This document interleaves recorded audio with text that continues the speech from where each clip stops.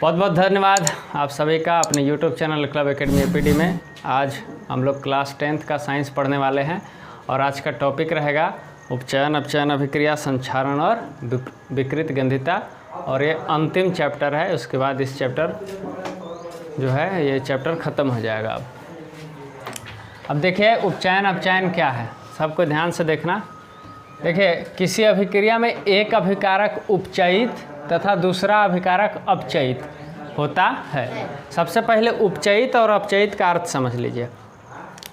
कोई अभिक्रिया हो रहा है ना, कोई क्या हो रहा है, कोई अभिक्रिया हो रहा है तो उपचयन का मतलब है ऑक्सीजन की वृद्धि। अगर उसके साथ ऑक्सीजन जुड़ रहा है तो वो उपचयन है, और अगर उसके साथ ऑक्सीजन की कमी हो रहा है तो वो अपचयन है। समझ में आ गया? तब समझ में आएगा। ये ऑक्सीजन की वृद्धि यानी कि उपचयन, ऑक्सीजन की कमी यानी कि अपचयन। समझ में आ गया? तो वही कह रहा है कि किसी अभिक्रिया में जब एक अभिकारक उपचयित होता है ना और दूसरा अभिकारक अपचयित होता है तो इस तरह के अभिक्रिया को उपचयन अपचयन अभिक्रिया कहते हैं। और इसका एक और नाम है, इसको रेडॉक्स अभिक्रिया भी कहा जाता है। कौन सा अभिक्रिया कहा जाता है? रेडॉक्स अभिक्रिया भी कहा जाता है। देखो अब इसको एक एग्जाम्पल से समझ रहे हैं।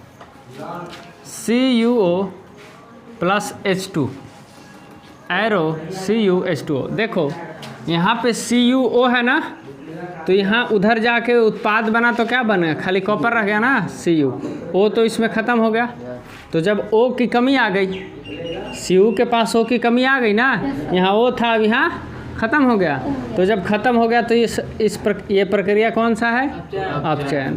अब यहाँ देखो H2O के पास इधर नहीं था वो, अब इधर आ गया, यानी कि ऑक्सीजन H2 के पास क्या हो गया, जुड़ गया, कब वृद्धि हो गई। तो ये कौन अभिक्रिया हो गई?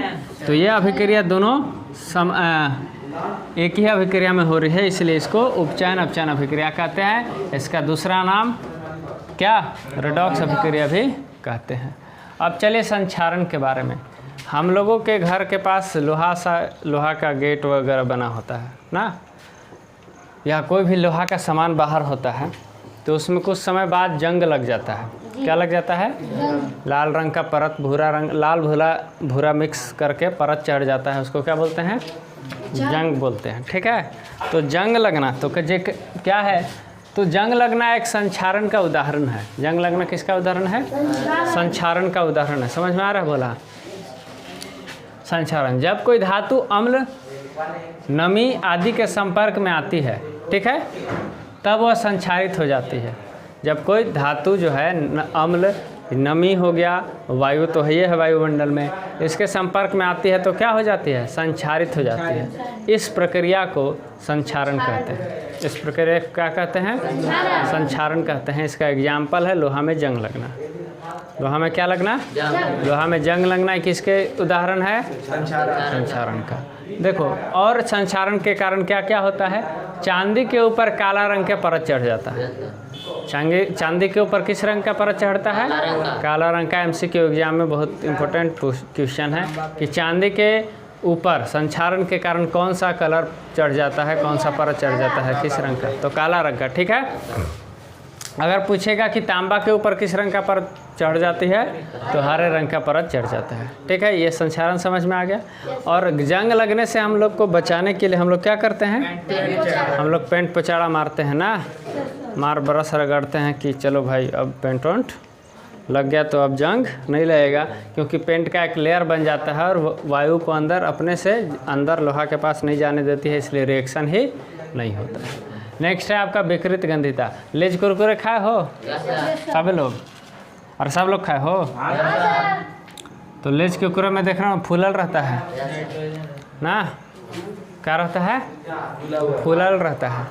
क्या है? चलो ये बाद में बताएंगे। विकृत गंधिता, वसा एवं तेल से बने खाद्य पदार्थ। कोई भी वसा से या तेल से जब कोई खाद्य पदार्थ बनता है, निमकी हो गया या जो भी तरह का चीज़ हो गया ना, उपचयन के कारण, किसके कारण? उपचयन के कारण अरुचिकर गंध और स्वाद उत्पन्न होता है उसमें ना, उपचयित हो जाता है क्योंकि उसमें ऑक्सीजन ना।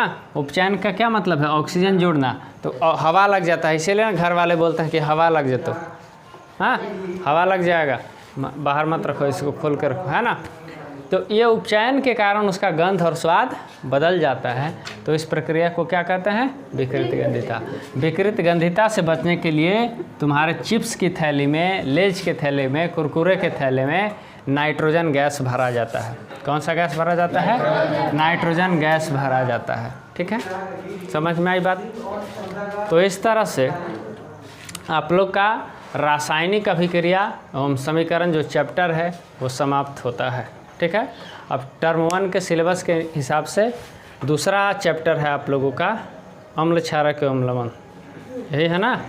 तो अगले वीडियो में हम लोग अगले क्लास में उसको पढ़ेंगे, उसको सीखेंगे। तब तक के लिए फ़िलहाल इस क्लास में बस इतना ही। बहुत बहुत धन्यवाद आप सभी का।